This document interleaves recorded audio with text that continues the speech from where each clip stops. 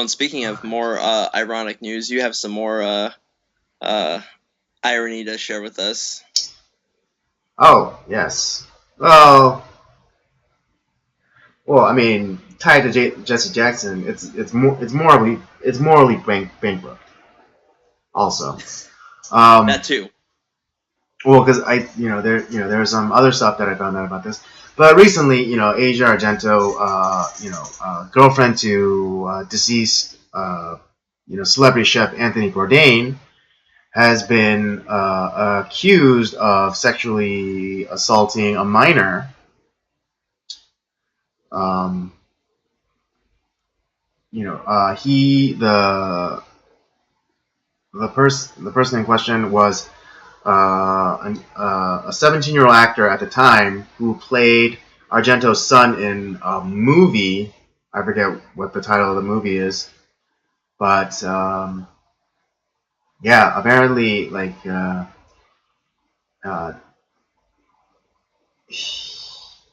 apparently, like, she was the aggressor. She was the aggressor. She engaged. She was the one who engaged, and then he asked for I don't know if he sued or he just asked for like $1 million to keep his mouth shut. Yeah, and it's like because she was one of the kind of the heads of like the Me Right? Too Yeah, she was movement one or of the Time's first. Up was one of those that was part of that. Yeah, as soon as it was started, as soon as it was safe for her to step up, she was one of the first to accuse Harvey Weinstein of rape. And Yeah, and she was one of the leaders of like the de facto leaders of the Me Too movement. And then all of a sudden, this thing comes about, and you'll never guess what happened because Rose McGowan called for her head. She said, wow. burn that slut at the stake. Let's rally behind this poor little victim boy, and go after Argento. Wow, Oh, he no, wait, no, wait, not bad. She didn't do those things. Rose McGowan didn't do those things because Oh, surprise, she surprise. what was that? Surprise, surprise. Yes, surprise, surprise. She Rose McGowan put out a tweet asking people to be gentle, to basically wait until all the facts come out. Oh, all right. Yeah, that's because she's done that with every other situation, right? Yeah, every other situation where it was a man being accused, right? Yeah. Oh boy. God, it's yeah. Even like I forget who she is, but like it's like this black lady that Asia Argento was photographed with, and like also like one of the de facto leaders of the Me Too movement. But like even like yeah, she put out a tweet saying like, oh yeah, let's wait for the facts. Let's not all jump to conclusions. And the scary thing is because obviously I want to take people seriously. Obviously that throwing that accusation, it's that's something really big. Right. Um, It's a and serious accusation. But it's like right, as soon and as but as soon as it's a woman, it's like whoa, we need to wait. Well, we need to wait. We need to wait. We need to wait till we pass judgment. We need to wait for all the facts to come out. Because it's a woman. But but if it was a man, it's like it's like cut off his dick and gouge out his eyes. yeah. And yes, there definitely are people that like, oh, you know what, yeah, it kind of deserves that. But then there's been so many lives ruined, at the hand of the mob that does this, and where people are getting accused, given no recourse to defend themselves, having their lives destroyed, and then there's nothing that they did. Precisely. Yeah, like that kid at Columbia with Emma Solkowitz, Mattress Girl. before they even like charged him with, legally charged him with a crime, they kicked him out of school. Yeah. Before like there was even a trial, before he even had a chance to like go in and like make a plea or whatever, they just kicked him out. And it wasn't until later where they found out that it was all it was a lie. The school didn't issue an apology. The school didn't refund his money. He had to sue the school. Yeah, he had to sue the school to get his reputation back. The reputation is gone, but like he at least got his money back. Right, and I mean similarly with the Duke lacrosse guys, same thing. Yeah, and we kind of talked about some of these issues with when we were kind of reviewing 13 Reasons Why, and how there was like a lot of that same like sentiment of just obviously, well, in the case of the show, these quote unquote things happen to these girls, and but then it's like kind of it's my thing and I don't really want to say it because it's not safe for me to do so. Well, it's like, well, if all of you come at once and you share the evidence that you clearly had, and they found the evidence that was there to be able to prove their story, they're like, well, no, we can't do that. And it's like, well, then how are we supposed to, well, A, do anything, or B, take people seriously? It's like, it's horrible if that did happen to you. It's horrible, but if you don't show some bravery to step up to stop these people, then you're almost as complicit as when they go out and do it to somebody else, because you could have prevented that crime. But see, here's the thing I don't like about that show is because that these guys are that these guys are scumbags. That these guys actually did the thing. There's there's no doubt cast on it. Because because when you watch the show, you're given they show it to you. You're given you're basically when you watch that show, you were God, so you know everything, right? As opposed to in real life, you don't know what happens. So that's and that's why you wait for facts to come out. You wait for the evidence. You wait, and you weigh all of that stuff, and then you make a determination. Right.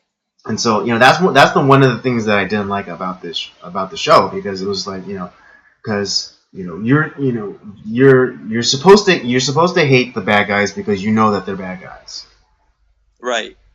As opposed to real life where you don't know, and you should be slow to pull that trigger, because once you pull that trigger, it can't be unpulled. And so yep.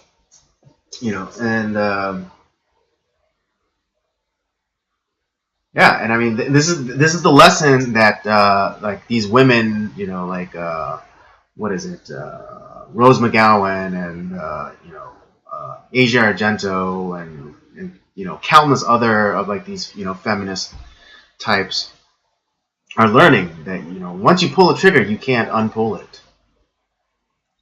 Well, and then it's kind of this is where, what was it, like 10, 15 years ago, we're all kind of like laughing at Corey Feldman. It's like, oh, he's wearing his tinfoil hat, and but at least that but then come to find out that like a lot of what he was saying was kind of true in Hollywood, that there is this there is this atmosphere that is throughout Hollywood, and at least in some sense he had the balls to like stand up for himself, and well, he is a crazy person, but he's a crazy person because of what's been done to him. Yeah, he's crazy because that's the way they made him. But he didn't care about his career, at least. Like, he's like, hey, I don't want other kids to suffer like me and Corey Haim and like others did. And it kind of destroyed his reputation and his career, but he at least had the balls to say something. Yeah, and it definitely killed Corey Haim. We didn't hear word one from any of the Rose McGowans or any of these other people until it was kind of fashionable to do so. Yeah, until it's advantageous for them to do so, to come out and say like, oh yeah, that guy, inappropriately touched me, or we were passing each other in a narrow hallway and he brushed up against me.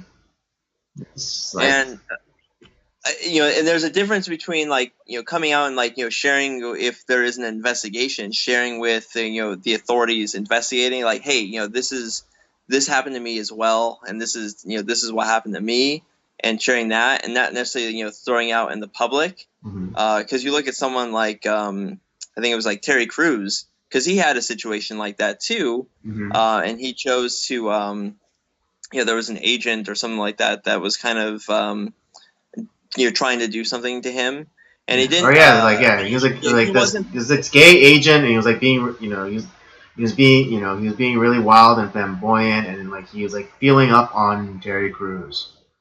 Right, and the only time that he was talking about it publicly was more after he finished his testifying about it, and this and saying there should be more of a investigation into some of these people that are in Hollywood, and he's like, yeah, I'm going to take a hit like in my career for it, but hey, you know what? I'm not going to work with certain people anymore, or these projects anymore until something's done about it.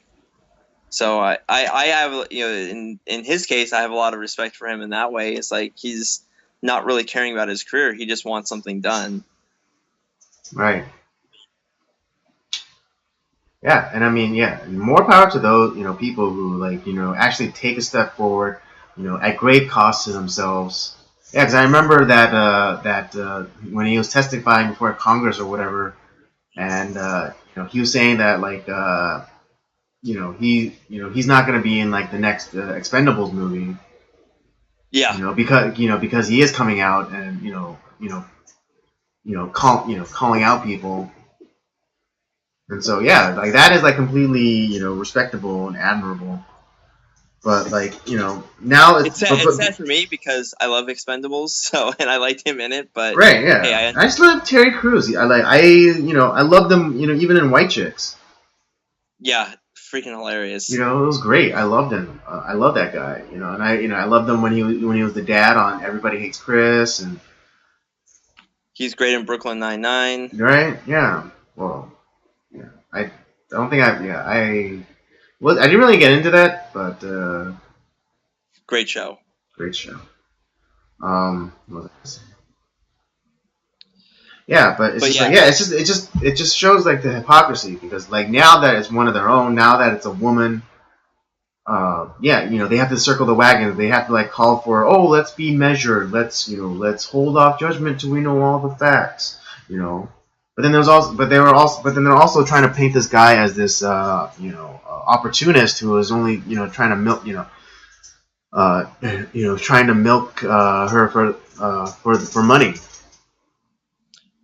Well, then you look at like in let's say like the case of Harvey Weinstein, where people like Meryl Streep and Oprah are best friends with this guy up until like the last second when it's unfashionable to be so.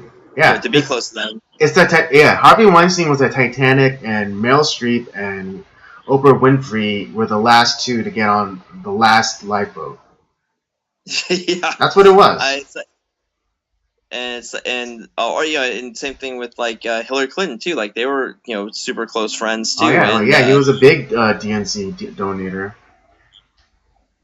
But and then and they're like, no, we're always against this. We had no idea what was going on, which is utter horseshit. Because like the whole Meryl Streep thing was like, well, I had no idea. There's a lot of smoke to the fire that Oprah was kind of recruiting for Weinstein. There's like that. I mean, it's not proof, but there's that infamous photograph of, I think, what's that British girl's name? Rita something. Yeah, I forget exactly what her name was. Yeah, but like it's like it's Oprah and Weinstein, and in between is Rita Ora, and like she looks very uncomfortable. She looks like she looks freaked out. Or she at the very least she doesn't look comfortable. Sitting there. And I mean, and again, I'm not saying that that's proof, but I think that as you were saying, that's one of the smoke. That's part of the smoke. Right, and yeah, but then you still have like Meryl Streep like openly supporting Roman Polanski, who is it's not I don't think it's alleged anymore. Like it No, happened. he's Like, convicted. fuck He was that kid. he was convicted. He was convicted. Yeah, yeah, Yeah, and then he bounced. Yeah, he was convicted and he was but supposed to show up again for sentencing, and then he just bounced to Poland or whatever or wherever. yep, that's yeah, pretty disgusting stuff. Right. Well, also disgusting was the response that Asia Argento put out because she did remain silent, but then when she did came out, what she said was probably the most disgusting thing I've ever heard in my life, and I hope that she stubs her toe to death. What was you remember what her statement was? I don't remember reading that. Well, basically, she tried to blame Anthony Bourdain. Wow. Or not blame, but she was saying like, or because like I guess there was a payment that was made to this kid, Mm-hmm. but she was saying that Anthony was the one who paid it. Anthony said like, oh, let's just get this brushed under the rug. She was basically trying to obfuscate like her her sexually assaulting this kid by saying like, oh, but Anthony Bourdain actually paid the hush money. Wow, that Yeah, is yeah, so that is the much for most love. despicable thing I ever heard. Especially because you were cheating on him, and like I'm not saying that that was the reason why he killed himself, but I'm not saying that it wasn't a Yeah. I'm not Right. saying it wasn't a contributing factor. Yeah, there's that's pretty fucked up. Right? Yeah, I've never like that's like that's the most disgusting thing I ever heard in my life. For someone like this is someone that that she supposedly loved, and now she's like just like casting all of like her like using him as a scapegoat because he guess what, he's not alive to to Defend rebut or himself. to rebut or defend himself. That's fucking disgusting. Yeah, because if he was alive, like I wonder if like she would have done that, or like or if she was just like, or yeah, that's just that's real low. I know. Well, like if he was alive, I know that she would try and get him to say that that it was him that try to quiet the kid or pay the money. But I mean, Right. I think, but you know, despite all of Anthony Bourdain's flaws or character defects, I think he's still alpha enough to be like fuck no. Yeah.